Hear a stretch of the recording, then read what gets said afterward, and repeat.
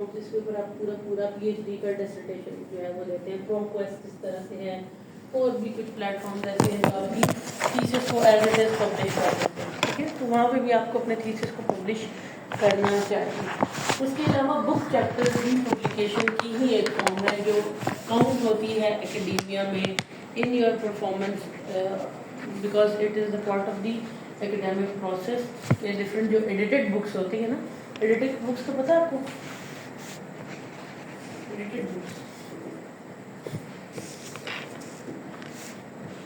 Edited book ज़्यादातर advance किसी भी कोर्स में जो नीश में जाके बुक्स पब्लिश की जाती है ना, नैरो लेवल पे, those are edited books where every chapter of the book is being written by some other author, right? So every chapter has a new avenue, so the author would be change. तो इसलिए कोई एक book chapter आप किसी book में लिखते हैं तो that would be edited book. Let's say एक लीडरशिप बुक है जिसमें लेट्स से बुक का नाम है लीडरशिप इन एआई एरा, एक बुक है, ठीक है। उसमें लेट्स से एक चैप्टर मैंने लिखा है कि role of AI in leaders development. एक और ने टॉपिक लिखा है डिजिटल लीडरशिप, किसी और ने टॉपिक लिखा है leadership in digital team, leadership in hybrid team. तो हर एक का चैप्टर जो है वो अलग से होता है। बुक चैप्टर लिखना भी स्कॉलरली वर्क है। अब हर यूनिवर्सिटी और हर रेटिंग एजेंसी इसका डिफरेंट से ही कंसेप्ट लेती है, ठीक है। कुछ इसको काउंट कर लेते हैं किसी एक पब्लिकेशन के बराबर, कुछ इसको दो चैप्टर्स को एक पब्लिकेशन के बराबर काउंट करते हैं। But you have to check the recent criteria. Before 5 years ago जो HEC था वो बुक चैप्टर को 2 बुक चैप्टर्स को 1 पब्लिकेशन काउंट कर लेता था। Similar is the case is the concern is the case of cases। तो केस राइटिंग होती है, आपने देखी होगी ना, case studies business cases publish हुए थे जिसमें सबसे कॉमन चीज़ है सेज केसेस। अगर आप बिजनेस के टीचर हैं और बिजनेस पढ़ाते हैं तो सेज नॉलेज सेंटर के ऊपर आपको सेज केसेस मिलते हैं। असलान लेट आना और फिर पिछला ना पूछना। क्या पढ़ा रहे मैं?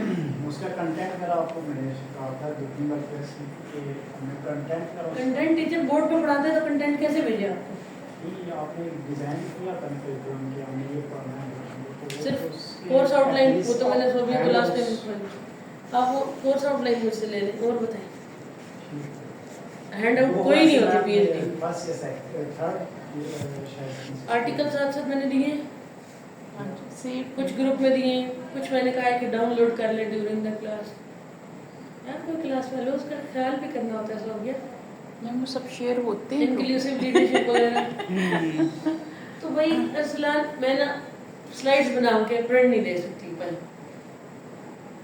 अगर तुम ये चाहते हो फिर पढ़ लेंगे आज फॉल में कोर्स। वाह कितना मजा आएगा दोबारा तीसरी दफा जब मैं किसी में होगा तो मैं तो स्टाफ कर दूंगा। नहीं मैं तो चाहती हूँ कि तुम लोगों की पीएचडी जल्दी निकले।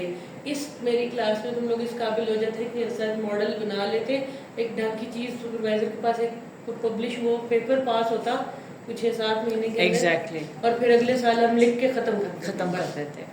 करना है, आखिर तक हम मेरा इंशाल्लाह। पीएचडी का जो बच्चा है ऐसा था, मुझे मिला था मार्च में।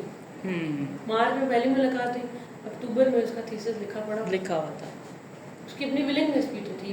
मेरा तो रोल था एक रोल, लेकिन उसकी अपनी बहुत विलिंगनेस थी। मुझे पता था उसका लास्ट ईयर है, डू और डाई सिचुएशन। तो ये लंबा करने से कुछ भी होगा, कोई बाद में नहीं अरसलान कोई से कोई और आएगा और आके सिखा देगा, ऐसा कोई सीन नहीं। मतलब इसके बाद समझे ना, आगे खाइए ये थीसिस। एग्जैक्टली, एकदम कोर्स और खत्म होता है, कॉम्प्रिहेंसिव में सारे सवालात ही नहीं हो सकते।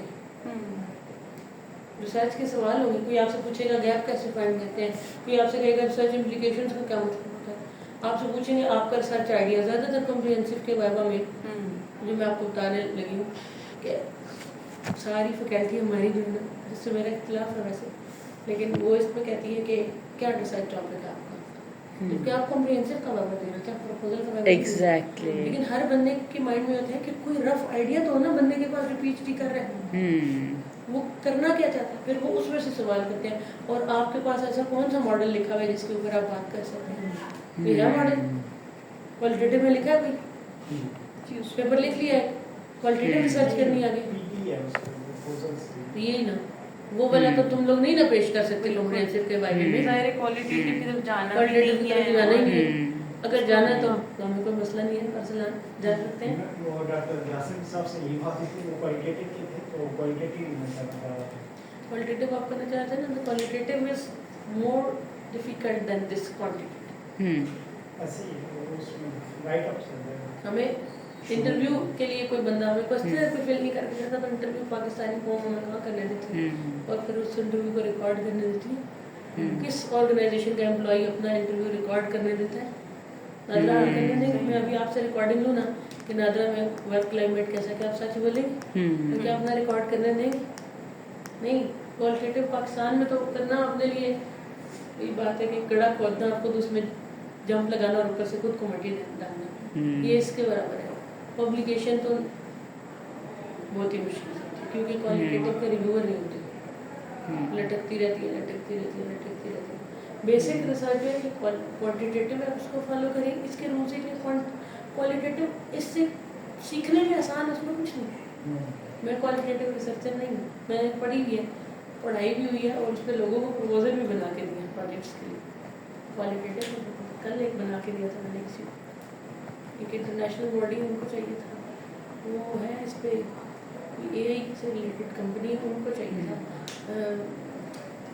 पाकिस्तानी यूथ के preferences of using AI for mental health, कि क्या वो फीचर्स चाहती है AI के अंदर ना ऐड कर दिए जाए, हम ऐसे कोई टूल बनाने के जो पाकिस्तानी यूथ के काम है। देखो कंपनीज रिसर्च करती है। अच्छा, अभी हम पढ़ने लगे रिसर्च जर्नल्स क्या होते हैं और रिसर्च पब्लिकेशन का क्या आउटपुट है। ठीक है, जर्नल्स की जो टोटल टाइप्स हैं वो 4 हैं, WAYG। पाकिस्तान में शुरू से यही चलती आती है, बहुत सालों से उनका नाम लिया जाता है। अभी जैसे मैं बात करती केस, तो केस बिजनेस का कोई भी केस राइटअप करना भी जो है ना वो रिसर्च होती है, और 2 केसेस के बराबर एक रिसर्च जर्नल को काउंट किया जाता है। यदि एक आर्टिकल 2 केसेस अगर आप लिखेंगे ना तो एक आर्टिकल काउंट होता है, वो भी अच्छे जर्नल में। तो इसके लिए केसेस के लिए एक जर्नल है, लम्स का जर्नल है, Asian journal of management cases, AJMC, Asian journal of management cases. कभी भी केस स्टडी पढ़नी हो, पढ़ानी हो आप अरसलान, इसमें ना नादरा के हवाले से बहुत अच्छा केस लिख सकते हैं। जैसे कंपनीज प्राइवेटाइज होती हैं, या कोई उनमें नया सिस्टम आता है, या कोई रीस्ट्रक्चरिंग होती है, तो उस पर बहुत सारे केसेस इसमें पड़े हुए हैं। PTCL का केस उसमें पड़ा हुआ है, बाइप्रो टेक्नोलॉजीज का एक केस है, बहुत कॉमन पढ़ते हैं हम लोग इसमें। टाटा का एक केस इसमें पड़ा है, क्योंकि एशियन जर्नल है ना, हैलम्स पब्लिश करती है इसको, सेज में लिस्टेड है। इसका पहले कोई इम्पैक्ट फैक्टर भी था 1 पॉइंट समथिंग ना। तो आपको किसी भी का केस चाहिए हो ना पाकिस्तानी ऑर्गेनाइजेशन का, तो AJMC में जाए, ठीक है, Asian journal of management cases, वहाँ से देख लें आप। इवन अगर सोबिया आप पढ़ा रही हैं अपने उसमें, मुझे वही उस पॉइंट ऑफ व्यू में एकदम तो सोच जिस रही सब्जेक्ट को पढ़ाते हैं ना, तो आप इधर से चाहिए होते हैं relevant मैंने cases। स्ट्रेटेजिक HRM पढ़ाना होता है ना, तो स्ट्रेटेजिक HRM के लिए मैं उसमें जाके सर्च करती हूँ कि Pakistani organisation having strategic HRM practices. तो 2 के 3 ऑर्गेनाइजेशन मुझे मिली थी। एक है कोई फार्मास्यूटिकल कंपनी है पाकिस्तान की, वो टोटली स्ट्रेटेजिक मैनेजमेंट प्रैक्टिसेस करती है। PTCL का इतना बड़ा केस लिखा हुआ है ऑर्गेनाइजेशन डेवलपमेंट एंड चेंज पे। आपके लिए ऑप्शन है, क्योंकि आप नादरा में काम करते हो, समझते भी हो, तो बहुत बेस्ट ऑप्शन है कि कोई एक केस लिखता है, केस स्टडी। वहाँ पे पुराने केसेस पढ़े, उनको देखो, उनको पढ़ो, फिर अपना बनाओ, फिर टीचर से हेल्प लो, कुछ मुझसे लो, किसी और से उसको पॉइंट व्यू लो, और एक अपनी जो है ना विकेट मारो इसके अंदर कि मैंने कोई केस लिखा है। अपनी लर्निंग के लिए भी होगा, प्रैक्टिकल भी होगा। इसमें 2 केसेस लिखने हैं। ये पहले क्राइटेरिया था, अब इसका कोई खास क्राइटेरिया नहीं। लेकिन अगर आपने केस लिखा हुआ है तो अच्छी बात है, अगर वो पब्लिश्ड केस है, तो कुछ जगह पर एक्नॉलेज होता है। 2 केस रेट में वही जर्नल पहले ये होता था, अच्छा, आज से 7-8 साल पहले। लेकिन अब क्योंकि रिपीटेडली क्राइटेरिया चेंज हो रहा है ना, W आ गया, फिर ये आ गया, फिर HGRS आया, अब HGRS खत्म हो गया, अब फिर वेब ऑफ साइंस आ गई, तो इस चक्कर में ना वो जो केसेस वाला नाम था वो खत्म हो गया। लेकिन इवेलुएशंस में काउंट होता है, यानी अगर आपने कोई बुक चैप्टर लिखा है और केस लिखा है ना, तो ये आपका स्कॉलरली वर्क काउंट होता है कई लोग। तो इसके अलावा ग्रांट प्रपोजल्स होते हैं जो आपको मतलब कोई नहीं बताएगा, और ना ही आपने किसी को बताना है कि मैंने आपको बताया। Internationally there are various organisations who want to get the job done, ठीक है। उन्होंने प्रपोजल लिखने होते हैं, लाइक इंटरनेशनल फ्रांस के कुछ लोग हैं, चाइना के हैं, उन्होंने किसी न किसी तरह की जो है ना वो इंटरनेशनल कम्युनिटी के अंदर अपने फंड्स का यूज़ करना होता है, मिनिस्ट्रीज़ वगैरह ने, तो वो क्या करती हैं कि इंटरनेशनल ग्रांट्स को ओपन कर देती हैं, ठीक है। तो अब वो क्या कहती हैं, वो आपको थीम बता देती है, लेट्स से वो आपको थीम बता देती हैं कि पाकिस्तानी यूथ जो है ना वो डिजिटल गैजेट्स को किस हद तक पसंद करती है या उसकी इफेक्टिवनेस के बारे में आपने लिखना है, तो वो आपको थीम बताएगी। अब आप उससे रिलेटेड कुछ भी बना के अपना प्रपोजल भेजो, अगर आपकी वो एक्सेप्ट होती है तो आपको ग्रांट मिलती है, फिर आप उस ग्रांट को यूज़ करके पूरी रिसर्च उनके लिए करते हो, आपको पैसे मिलते हैं, रिसर्च भी हो जाती है उनकी, ठीक है। इस तरह से ये बहुत मुश्किल है, नामुमकिन नहीं है। इसके लिए बड़े बड़े प्रोफेसर जो है वो अप्लाई कर रहे होते हैं ग्रांट्स के लिए, because these are very heavy. Pakistan के अंदर भी हैं, रास्ता ग्रांट ऐप है जो पाइड में है, NRPU है जो HEC की है। तो आप पहले एक दफ़ा रिसर्च मेथड सीख लो, कुछ पब्लिकेशंस करके, उसके बाद आप ग्रांट प्रपोजल्स भी लिख सकते हो और बहुत अच्छे लिख सकते हो। कोशिश करने में हर्ज नहीं। हमें तो ये यकीन जानो कि नहीं पता था, कुछ साल पहले ही मालूम पड़ा कि ये भी किया जा सकता है, तो उसे करने में कोई हर्ज नहीं। असलान जैसे आप प्रैक्टिकल फील्ड के हो, थ्योरेटिकल चीज़ें ज़्यादा नहीं पसंद, I just meant in your brain कि तुम्हें थ्योरेटिकल चीज़ें नहीं पसंद, कुछ प्रैक्टिकल चीज़ें होंगी तो ज़रा ईजी रहेगा। उस हवाले से ग्रांट प्रपोजल जो है ना उनको ट्राई करने में हर्ज नहीं। ये ओवर द वेब आप सर्च कर सकते हो, इंटरनेशनल रिसर्च ग्रांट्स के नाम से, तो वहाँ आई हुई होती है, उन्होंने अपना क्राइटेरिया सब दिया होता है, आप वहाँ पे अप्लाई कर सकते हो। लेकिन प्रपोजल लिखना आता होगा तब ना, उसमें भी यही सारा है, introduction, literature, framework, methodology, hypothesis, या जो वो उन्होंने डिमांड की हुई पूरा वो फ्रेमवर्क देते हैं कि आपने क्या क्या लिखना है। कभी कभी हाइपोथेसिस वगैरह नहीं होंगी, कभी कभी वो मेथड बहुत ज़्यादा मांग लेंगे, क्वालिटेटिव स्टडी मांग लेंगे, कभी वो कहेंगे कि आप कंपैरिजन करें, अमीरों और गरीबों का कंपैरिजन करें, ठीक है, डिसेबल और नॉन डिसेबल लोगों का कंपैरिजन करें, जो चीज़ मतलब वो ग्रांट की रिक्वायरमेंट है आपको करें। आप अपनी फील्ड में एंटरप्रेन्योरशिप के, सोशल एंटरप्रेन्योरशिप के, so there are various grants, हम उनको भी टारगेट कर सकते हैं। मैं भी करूँगी अप्लाई, लेकिन कुछ ऐसा था कभी तो टाइम नहीं मिलता खुद भी लिखने का, बट मेरा काम है आपको बताना कि ये भी एक एवेन्यू है। रिसर्च जर्नल्स एवरीवन नो, और 4 कैटेगरीज है, WXYZ। तो W जो है ना इम्पैक्ट फैक्टर जर्नल काउंट किए जाते हैं। इम्पैक्ट फैक्टर जर्नल वो होते हैं जो वेब ऑफ साइंस में या मास्टर जर्नल लिस्ट में SSCI बन जाता है, सोशल साइंसेस साइटेशन इंडेक्स वाले,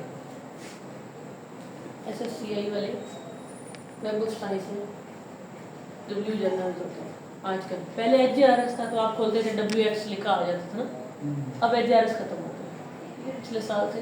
तो अगेन आपने वेब ऑफ साइंस पे जाना है, इस पे वेब ऑफ साइंस या मास्टर जर्नल लिस्ट वाली वेबसाइट पे जाओ, थॉमसन रूटर्स की वेबसाइट खुल जाती है, उसमें पूरा वो एक सर्चिंग बार ओपन हो जाता है, आप जर्नल का नाम वहाँ पुट करो और वो सामने लिखा हुआ आ जाएगा कि ये SS सोशल साइंसेज है या क्या है। तो अगर सोशल साइंसेज साइटेशन इंडेक्स में है तो ये W है।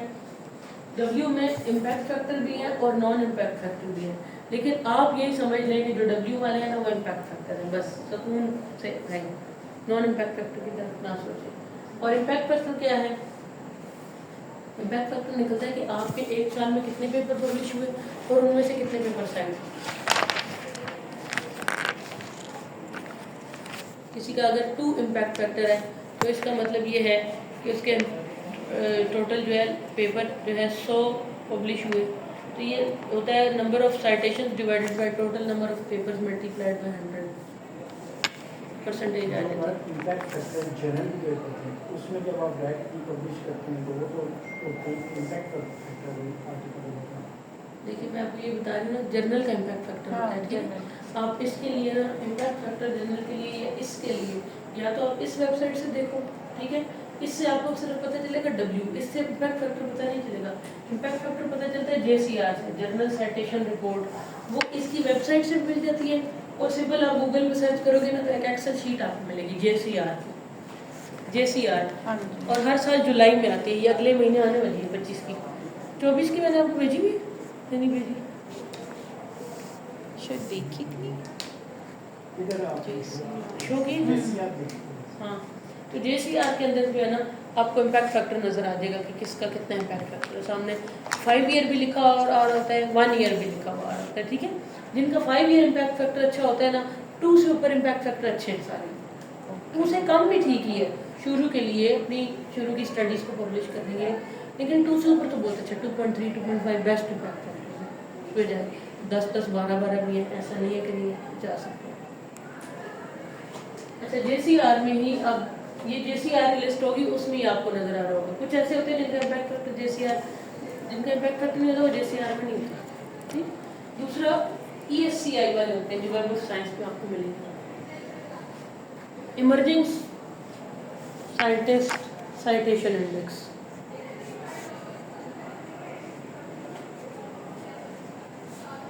Madam emergence emerging scientist citation index, अब देखिए वर्ड खुद बता रहे हैं ना, इमर्जिंग साइंटिस्ट यानी जो नए नए अभी स्टार्ट में बन रहे हैं, तो इनका जो पाकिस्तान का जो क्राइटेरिया है ना ESCI वाले जर्नल्स का, वो है वो X कैटेगरी जर्नल्स, ठीक। ये भी वेब ऑफ साइंस की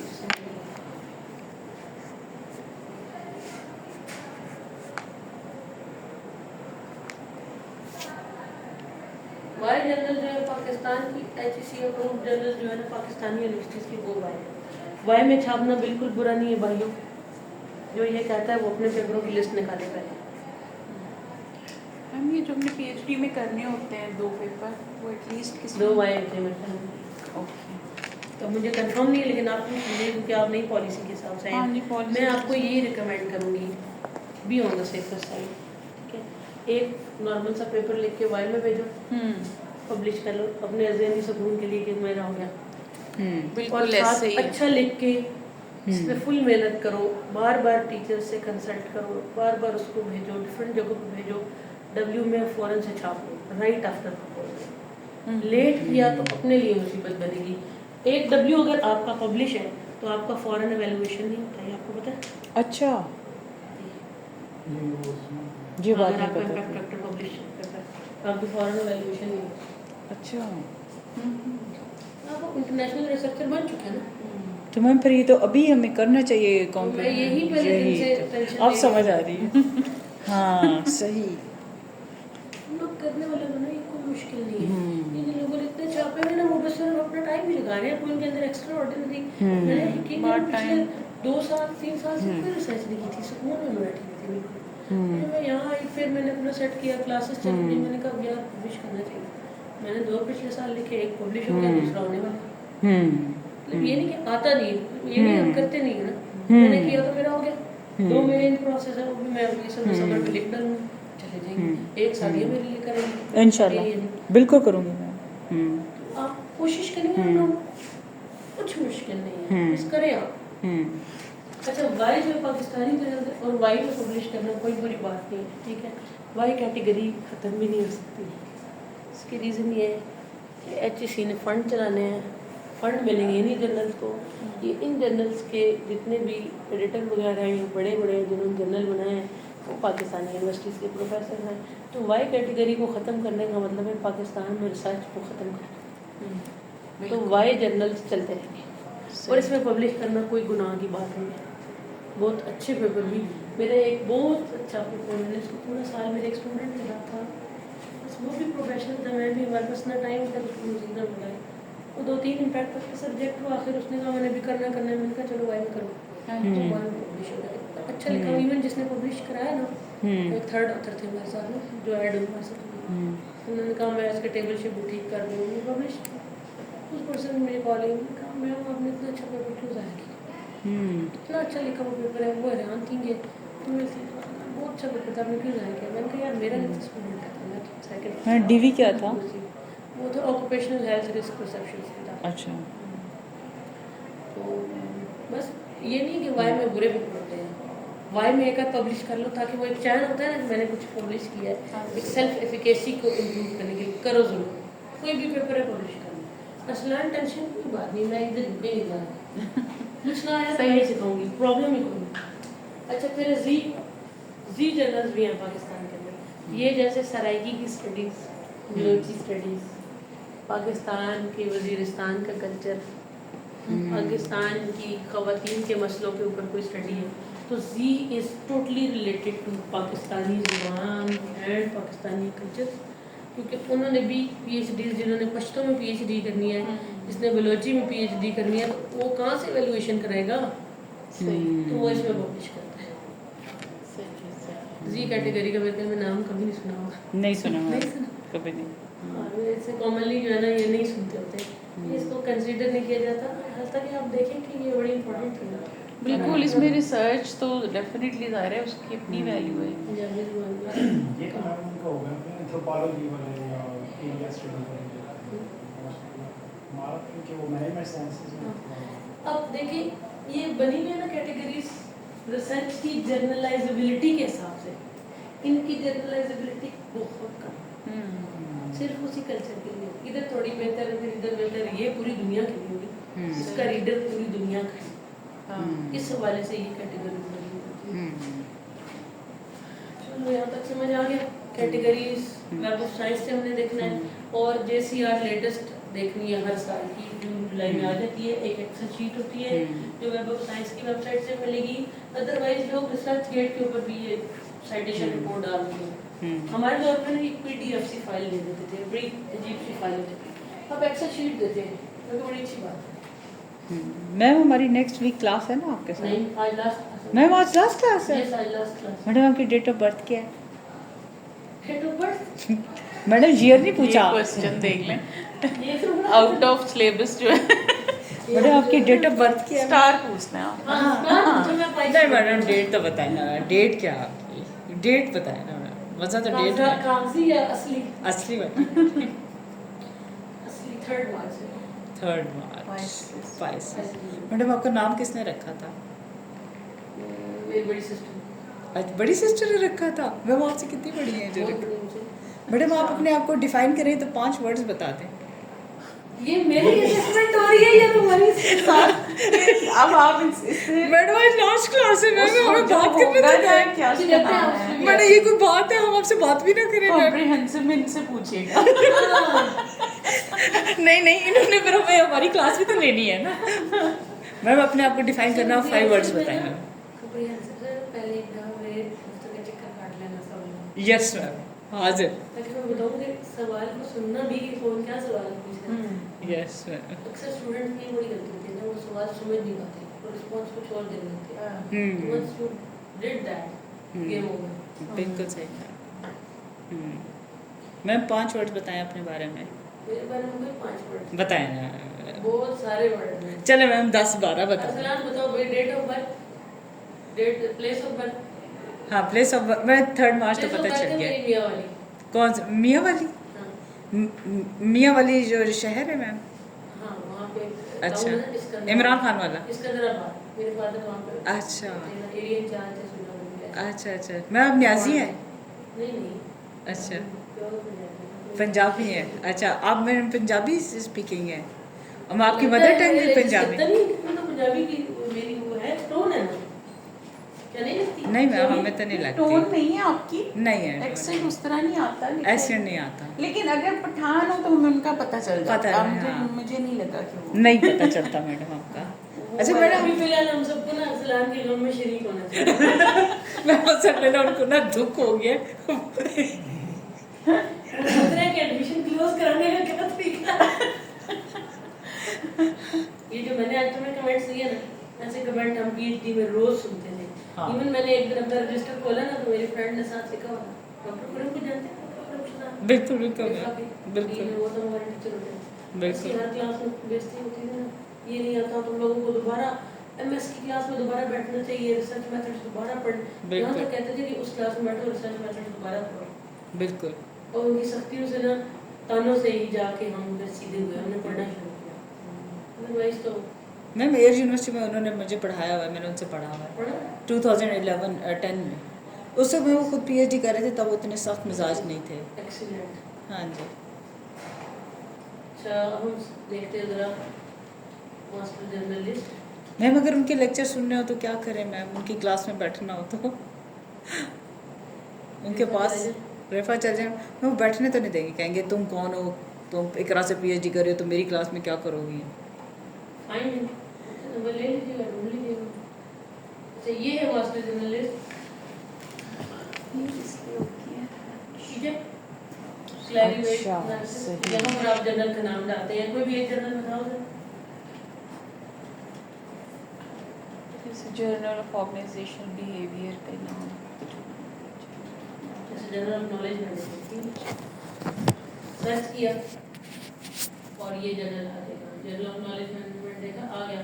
अरसलान बताओ ये W कैटेगरी है या X कैटेगरी? ये जनरल है, लिखा हुआ है इसकी डिटेल्स।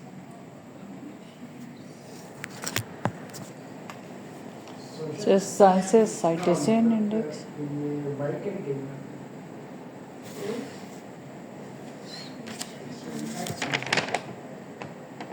W है। ये W है, SSCI, हाँ। SSCI है ना, SSCI Social Sciences W है ना? Citation Index, तो ये W है। हाँ। ESCI होगा तो X हो जाएगा। Y तो है ही पाकिस्तानी इंटरनेशनल, Y हाँ। तो ही। अब आगे देखो, इसी के साथ मिलते जुलते, लेट्स से कि मुझे एक पेपर भेजना था जो मैंने नॉलेज मैनेजमेंट प्रैक्टिसेस पे लिखा, ठीक। अब मुझे लगा कि वो जर्नल पढ़ाना बहुत बड़ा जर्नल है, W है, तो ये कितना टाइम लेगा मेरा पेपर छापने में, तो मैंने इसको 2 महीने सुबह काम नहीं किया, बाकी सब करा। ओके, उसी से मिलता जुलता जर्नल ये आगे आ गया। ये बताओ W है या X है? मैडम X है। ठीक है, इमर्जिंग सोशल साइटेशन इंडेक्स लिखा हुआ है नीचे, ठीक है। इसके बाद अगला देखो, international journal of knowledge management studies X। अच्छा, कुछ X इम्पैक्ट फैक्टर भी होते हैं, ठीक है, जरूरी नहीं, लेकिन हम सेफर साइड पर आने के लिए क्या करते हैं, W और इम्पैक्ट फैक्टर, इधर से W चेक कर लेते हैं और JCR में इम्पैक्ट फैक्टर देख लेते हैं, खाता ही खत्म करते हैं, अच्छा। जानते ही नहीं है स्टडी में कि ये X है और इम्पैक्ट फैक्टर है कि नहीं। मेरा एक जर्नल था जिसमें मैंने पेपर पब्लिश किया था काइबर नीड्स के नाम से, जो मैंने पब्लिश किया था वो X था, अब वो इम्पैक्ट फैक्टर में चला गया W कुछ सालों बाद। ऐसे भी होता है, ठीक है। कोशिश करें कि जब इंटरनेशनल भेजे तो फिर W में भेजें। मैडम आपको ये नाम लिखना पड़ता है ये पूरा ऐसे करके, फिर वो इम्पैक्ट फैक्टर ये सारा कुछ आ जाता है। आप हाँ, आप जर्नल का नाम लिखना पड़ेगा ना, यहाँ जी, पर जी, जैसे जी, अभी जी। आपको दिखाती हूँ हाँ जी। कि स्कॉलर। अब जो गूगल स्कॉलर मैंने खोला, जी मैम। अभी हम अरसलान के वेरिएबल की जरा देखते हैं ना, ग्रीन क्रिएटिविटी। अब मैं इसमें से मैं अपना रिसर्च मॉडल बना रही हूँ, मैंने गैप लिखना है, ठीक है। जी और यहाँ पे देखिए आ गया leadership, green innovation and green creativity, बड़ा रीसेंट पेपर आया 22 का। जर्नल का नाम क्या आ रहा है, द सर्विसेज इंडस्ट्रीज जर्नल। मैंने ना इसको पहले, अगर मैंने पेपर यूज कर लिया है, मुझे सही लगा है पेपर, तो मैंने सोचा कि इस पेपर से मैं अपना गैप बनाऊं। इम्पोर्टेंट बात ये है, गैप अच्छे जर्नल से होना चाहिए, इम्प्लीकेशन और रिलेशनशिप ये अच्छे जर्नल से होना चाहिए। लिटरेचर बाकी जहाँ से मर्जी लिखते रहो चलेगा। अब ये देखिए, द सर्विसेज इंडस्ट्री जर्नल मैंने यहाँ डाला है ना, ये आ गया W, उधर आया social sciences, ji ma'am. Human factors and ergonomics, इसी के अंदर एक और जर्नल है, तो ये देखिए SSCI, क्रिएटिव इंडस्ट्रीज जर्नल इसी जैसा आ गया ESCI, extractive industries and society SSCI, तो रिलेटेड जर्नल्स भी आ जाते हैं इससे, ठीक है।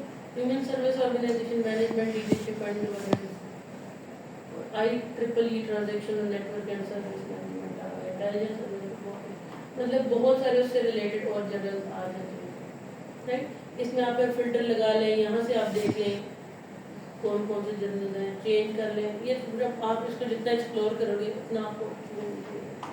तो लेट्स से मुझे इस पेपर से ही चाहिए था रिलेशनशिप।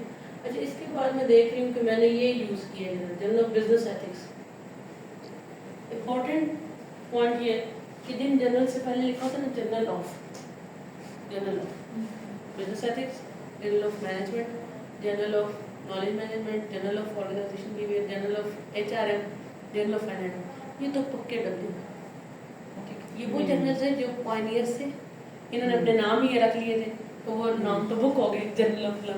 तो बाद में जो है उन्होंने अपने नाम रखे थे इंटरनेशनल जर्नल ऑफ फलां, international journal of knowledge sharing वगैरह, ठीक। अच्छा, इसके अलावा ये जर्नल्स का समझ आ गया। अब आपने क्या करना है कि गैप के टाइम पे अच्छे जर्नल के पेपर डब्ल्यू के इम्प्लीकेशंस में डब्ल्यू जर्नल लिखना है, और हाइपोथेसिस से पहले वाली जो नहीं बनाते वो भी गैप ही होता है ना। हाइपोथेसिस से पहले भी हम गैप ही लिख रहे होते हैं ना, ये हुआ और ये नहीं हुआ, हम ये कर रहे हैं, हाइपोथेसाइज कर रहे हैं, वहाँ पे भी आपने डब्ल्यू ही जर्नल को यूज करना। बाकी लिटरेचर में थ्योरीज के वक्त मेथड वगैरह में और क्रिटिकल पॉइंट ये, अगर किसी रिव्यूअर का कमेंट आए और उस कमेंट को एड्रेस करना है तो डब्ल्यू जर्नलिंग से करना है। उसमें ये नहीं कहना कि पाकिस्तान में फलां काशिफ और रहमान ये कह रहे थे कि ये ऐसे, या काशिफ अली ये कह रहे थे तो वैसे, फिर वो चीज़ नहीं चलने वाली। उसमें भी फिर डब्ल्यू की ही डिस्ट्रिक्ट। हाँ, जहाँ पे बल्क में चीज़ें लिखते जा रहे हो लिटरेचर के अंदर, खिचड़ी है, बहुत सारे पेज लिखते जा रहे हैं, किसी भी जर्नल का चलेगा, उसमें रिगार्डलेस ऑफ जर्नल जो है चलेगा।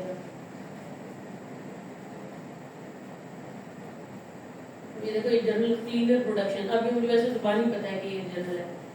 क्वालिटी एंड क्वांटिटी, ये जर्नल मैंने कभी नहीं देखा। सस्टेनेबिलिटी ये डब्ल्यू है। Strategy and creativity and innovation management W है। फ्रंटियर्स इन साइकोलॉजी ये डब्ल्यू है।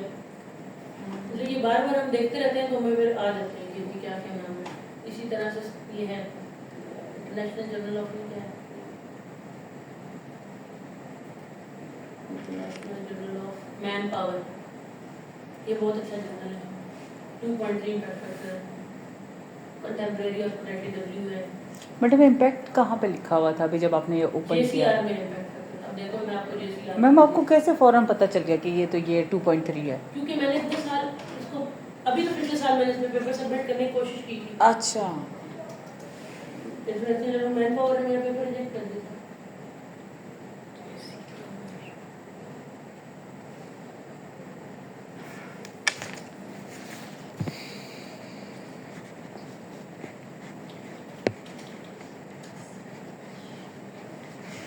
मैंने एक्सेल शीट लिखा,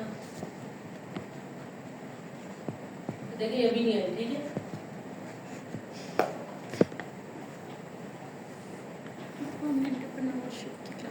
ये 1% थी, कुछ लोग तो पहले दे जाते हैं, ठीक है।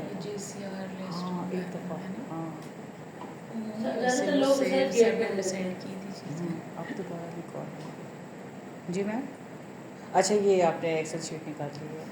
सबसे अथेंटिक वेब ऑफ साइंस की वेबसाइट है, ठीक है। Web ये of आगे Science लिस्ट, ठीक है, जर्नल्स के। अच्छा, क्वार्टाइल्स का भी मैं आपको बताती हूँ, जो क्यों शू, ये नहीं पूछा आपने, ये भी बिल्कुल, मैं बता देती हूँ। ये भी यूज होते हैं।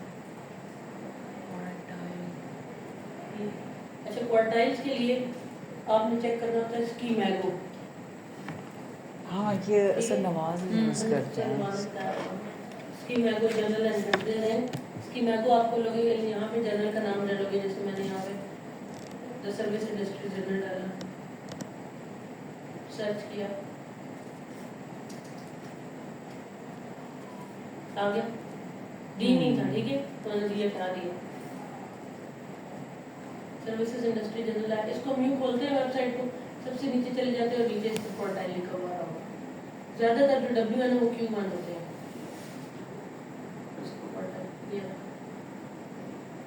जी अब हम इसी को जर्नल को हम उसमें देखते हैं, इसमें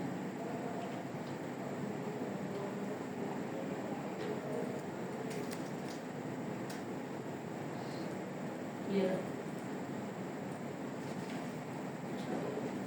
ये समझ नहीं आ रही कि 7.4 इसका जा रहा है, 6.3 क्या है। Q1 तो लिखा हुआ आ गया, अभी हमने मान लिया। Q1 लिखा हुआ आ गया मैम। जी मैम, एरिया पोजीशन है इसकी 36,420 में से। 420 मतलब टोटल जर्नल इसकी इस फील्ड में 420 है, उसमें से इसकी पोजीशन ये है।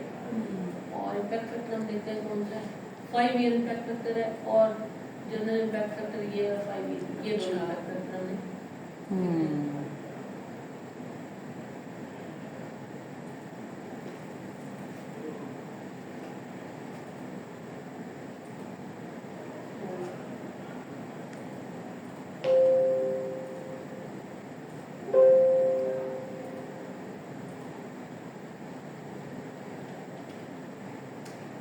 नहीं वो स्ट्राइक हुआ से तो राइट काम कौन से जर्नल हम देख रहे थे, सर्विसेज इंडस्ट्री, तो इसका 5 ईयर इम्पैक्ट फैक्टर 7.4। मैं भी देखती हूँ जिसमें मेरा पेपर गया हुआ है, सेकेंडरी इंजीनियरिंग मैनेजमेंट।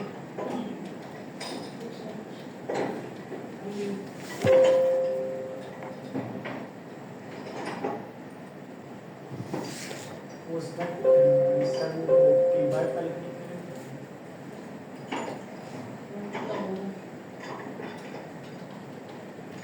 सिर्फ अगर आप मैनेजमेंट का कोई जर्नल ढूंढना चाहते हैं, जैसे ये ढूंढ लिया, European journal of management factor का ढूंढ लिया,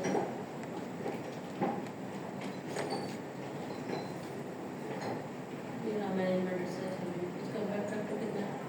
3.5। 3.5 मैम जी मैम। ये इस तरह से आप चेक करोगे। अब लेट्स से कि आपको डर है कि ये शीट किसी स्कॉलर ने अपलोड की हुई थी ना, समटाइम्स ये होता है कि जैसे इंटरनेशनल स्कॉलर्स हैं, अपने किसी चक्कर के लिए वो अपलोड करते हैं, उन्होंने अपने क्लाइंट्स बनाए होते हैं, वो जब बताते हैं जर्नल के थ्रू फैक्टर इसे लेके पब्लिश कर देते हैं। इस चीज़ को वेरीफाई करने के लिए भी अगर आप किसी जर्नल में पेपर भेजो, साइटेशन के लिए तो कोई मसला नहीं, आप कहीं से भी साइट करो। अपना पेपर भेजने के लिए ना इसको स्कीमैगो से भी चेक करो, वेब ऑफ साइंस से भी चेक करो, HEC के क्राइटेरिया को भी देख लो और इसको भी देख लो। ठीक, एक दफ़ा वैसे ऐसे हुए, शेयरिंग योर पर्सनल एक्सपीरियंस 2019 में हमारा बहुत अच्छा एक्सपीरियंस था, और वो हम एक्स कैटेगरी जर्नल में इंटरनेशनल में हमने भेजा, तो हमारा रिव्यू में चला गया, हमने रिवाइज भी किया, फिर उसकी फीस थी $400, वो हमने पे की। हमारे साथ एक फॉरेन ऑथर भी एडिट थे जिन्होंने फीस पे की। सारा कुछ कर आगे पेपर पब्लिश हुआ। पेपर पब्लिश हुआ तो कुछ दिनों बाद हमें पता चला कि वो जो वेबसाइट थी वो उसी जर्नल की क्लोन वेबसाइट थी, प्योरली क्लोन थी।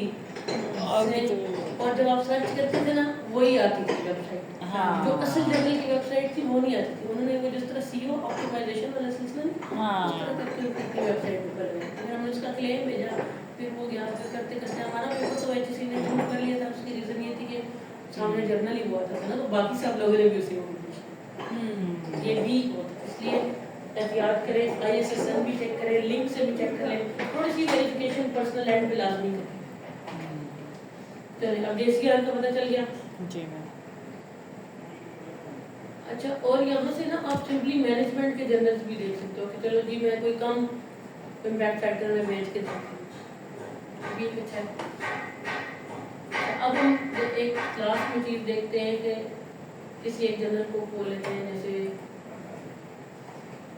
Career development.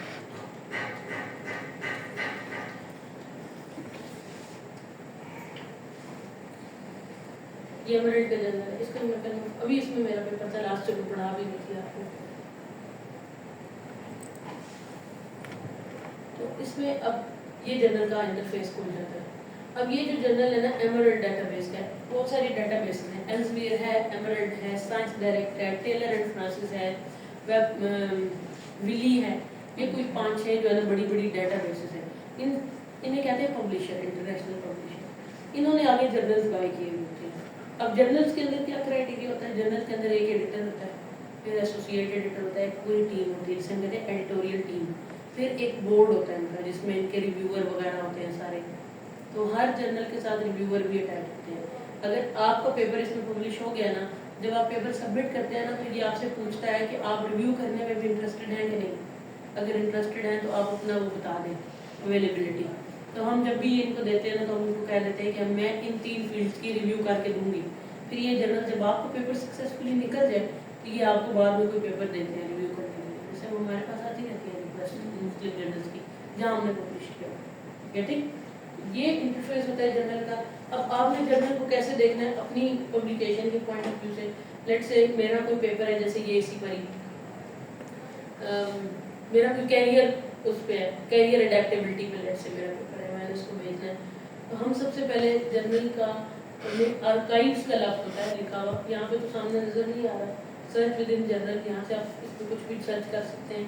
जैसे मैं चाहती हूँ कि इस पेपर, इस जर्नल का कोई पेपर मैं ना अपने स्टडी में साइट कर लूँगी, बड़ा अच्छा जर्नल है, तो मैं उस वर्ड को यहाँ पर टाइप करूँगी। जैसे मैं यहाँ पॉजिटिव टेनियंस देखना चाहती हूँ,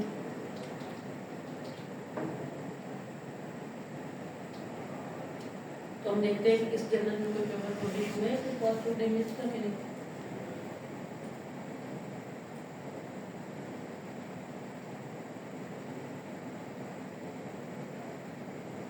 अब देखिए सिर्फ इसने बिहेवियर उठा लिया, सारे पेपर्स के निकाल के देते हैं। इसी तरह किसी एक एम्प्लॉई का भी एक ऑथर का भी आप उसमें सर्च कर सकते हो, किसी एक पर्सन का, क्या उसके इसमें कितने पेपर हैं, किसी भी एक पर्सन को ले सकते हो। अब यहाँ से खुलेगा ये जर्नल और आपने यहाँ पे चेक करना है पहले आर्काइव्स के अंदर कि इस जर्नल में टेबल ऑफ कंटेंट्स,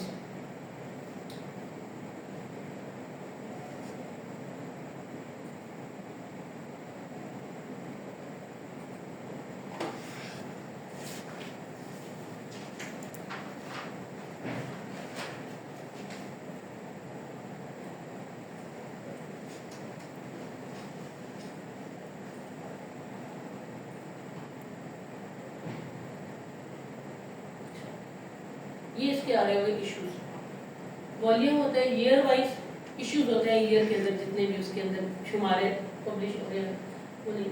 आप सिलेक्ट वो करें कि जिसमें ज़्यादा इश्यूज हैं। अब जिनमें 4 है ना तो ये क्वार्टरली है, समझो कि अभी तक क्वार्टरली आ रहा है। लेकिन अब ये देखें कि वॉल्यूम 30 है तो 25 के चल रहे हैं तो 25 के 4 इश्यूज आ गए, ठीक। इसी तरह ये वॉल्यूम 29 है तो इसमें 7 दिए हैं। अब इनकी अपनी मर्जी होती है। ये देखिए 7 दिए जा रहे हैं, 7। इससे पहले वॉल्यूम 25 इनका देखते हैं, 7 दिया जा रहा है, 7 दिया जा रहा है।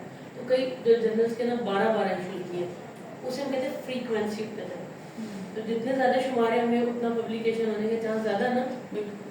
कम शुमारे होंगे तो मीन के पेपर फंस जाएगा, अंग्रेज भेज रहे होंगे और बहुत लोग भेज रहे होंगे तो आप फंस जाएंगे। फिर इसमें आप करंट पेपर देखते हैं, कैसे लेट से मैं यहाँ खोलती हूँ और इसमें मैं करंट पेपर देखती हूँ कि 4 अप्रैल की कौन सी पेपर है।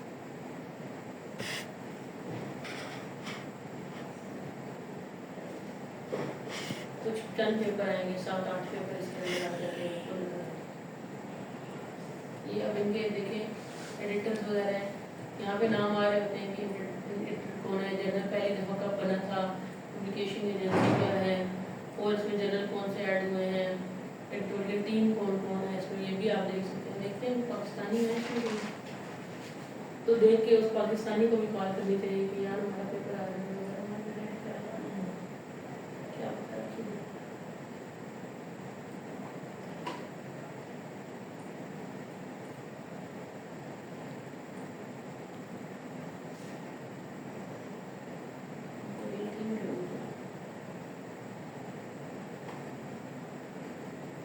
अच्छा, ये इंडेक्स और मैट्रिसेस से जब कभी कभी आपको ये पता चल रहा होता है इम्पैक्ट फैक्टर। ये देखिए इसका इम्पैक्ट फैक्टर मैंने जब इसमें पेपर भेजा था ना, इसका 4.1 ही था और 4.1 ही था, उसमें पब्लिश हो गया हमारा 4.1 के। अब ये 4.2 हो, इसका 5 है, सॉरी 4.2। स्कोपस में अगर हम देखेंगे तो ये वो जो इसकी मैप बोला था वो स्कोपस था। स्कोपस के 4 पॉइंट आए होते हैं, 2 1 2 3 4। Q1 अच्छा है, Q2 भी अच्छे होते हैं जल्दी। तो अब हमने यहाँ पे अगर लेट से अगर हमें पेपर सबमिट करना है तो हम यहाँ पे करते हैं ऑथर गाइडलाइंस में जाते हैं, तो ये पढ़ते हैं कि जी क्या क्या करना है, हमने पेपर कैसे बनाना है, क्या क्या चीज़ें इसमें ऐड करनी है, सारी चीज़ें ये हम यहाँ से डिटेल में पढ़ते हैं। फिर अपने पेपर को इसके अकॉर्डिंगली जो है ना वो ट्रीट करते हैं कि फ़ॉन्ट टाइटल क्या हो, ऑथर डिटेल कैसे डालनी है, राइटिंग स्टाइल क्या होना चाहिए, अब्स्ट्रैक्ट कैसी होनी चाहिए। ये वो चीज़ें जो सब टेंशन में दे देते हैं, आपको समझ सकती है। हेडिंग क्या हो, फिगर कैसे लगेंगे, टेबल सब कुछ हमने इसके अकॉर्डिंग करके फिर हम यहाँ पे जाते हैं सबमिट भी कर देते हैं। जब हम यहाँ जाते हैं तो ये आगे आपको कोई यहाँ ले जाएगा। और ये मैन्यूस्क्रिप्ट सेंट्रल, ठीक है, मैन्यूस्क्रिप्ट सेंट्रल ये एक पूरी इन्होंने वो बनाया हुआ है जिसे हम कहते हैं ना इलेक्ट्रॉनिक सिस्टम है, जिसके ऊपर पेपर सबमिट होता है, रिव्यूअर्स को भी रिसीव जाते हैं, फिर रिव्यूअर्स को आते भी इधर ही हैं, रिव्यू भी यहीं पे होगा, मतलब सारी चीज़ें यहाँ पे मेंशन होती है। यहाँ पे अपना यूज़र आईडी क्रिएट अकाउंट करते हैं, यूज़र आईडी डालते हैं, वहाँ पे आ जाता है कि स्टार्ट सबमिशन, बस फिर वो ब्लॉक्स देता रहता है, डायरेक्ट टेक्स्ट पेस्ट करो, कीवर्ड पेस्ट करो, इंट्रोडक्शन लिटरेचर फुल पेपर करो, फिगर्स अटैच करो सॉरी टेबल्स अटैच करो, मतलब मुख्तलिफ जो जो हर जर्नल की रिक्वायरमेंट है ना उसके अगेंस्ट ही बनता है। हर जर्नल में सबमिट करने से पहले आपको लॉगिन बनाना पड़ता है। और एमरेड का अगर लॉगिन एक दफ़ा बना हुआ है, से मेरा एमरेड का लॉगिन बना हुआ है ना, तो मैं एमरेड के जितने मेरे पेपर है ना, जिन जर्नल भेजती रहती हूँ वो सारे मेरे सामने आते रहते हैं, क्योंकि एमरेड की डेटाबेस लिंक है, सारे जर्नल बैठे हुए हैं। मैडम अपना कोई एक एमराल्ड का जर्नल ना हमें भी भेज देना मैम, क्या जॉब के जर्नल, वो तो फ़ौरन मिल जाएंगे हम पेपर? ढूंढें। यस मैम मैंने आपको उस दिन पढ़ाया था ना, हाँ उस दिन पढ़ाया था मैम। तो इसी में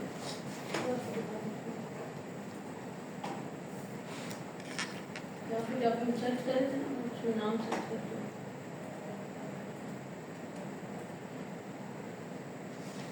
एक तो ना ये बहुत ही लंबे बनने के लिए है, फिर से मैं अपना नाम सर्च करती हूँ, मेरे नाम से आएगा ये हाँ ये मिल गया मैम। 15 अप्रैल को पब्लिश हुआ है। अच्छा बस आप यहाँ से पीडीएफ से खोलोगे, एमरेड के ज़्यादातर जर्नल्स आपको मिल जाते हैं। अच्छा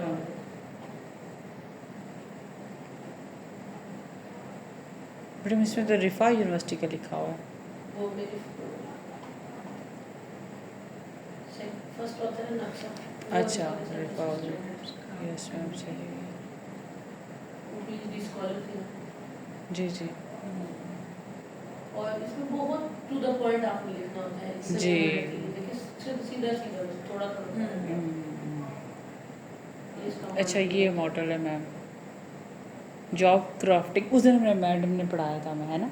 मैंने पढ़ाया था आपको जॉब बिल्कुल पढ़ाया। मैं जॉब मतलब demand and resource model madam वो वाला मॉडल हमें नहीं मिला था, वो हम क्या? दोबारा आपने ढूंढा था ना, मैंने आपको मैसेज किया था कि वो मुझे आर्टिकल जो मैम ने पढ़ाया है हमें बाद में नहीं मिला था। जो क्लास में उस दिन हाँ उसके एक वो यहाँ पे अजीब सा वर्जन मिला था, हमने लेकिन यहाँ पे पढ़ा था प्रॉपर कि हमने उसको डाउनलोड किया है। मैम कहाँ मैम मिला ही नहीं, हम दोनों बाद में डिस्कस कर रहे थे। हमने यहाँ पे डाउनलोड हाँ, बिल्कुल उस दिन वो था कि इधर था, बहुत अच्छा लेकिन वो था, क्राफ्टिंग था मुझे और गूगल साथ स्कॉलर पे उस तरह नहीं मिल सका। जी मैम। मैम वो अगर अभी है तो इधर डेस्कटॉप पे रख लेते हैं, फिर हम उधर से मेल करते हैं। हाँ यही था, जॉब क्राफ्टिंग था, फिर दूसरी तरफ से एंटी कुछ था। अब समझ आ गया। जी मैम। अच्छा अब लास्ट चीज मैं इसके बारे में बताती हूँ कि कुछ जर्नल्स में अपने ही पेज के ऊपर जो है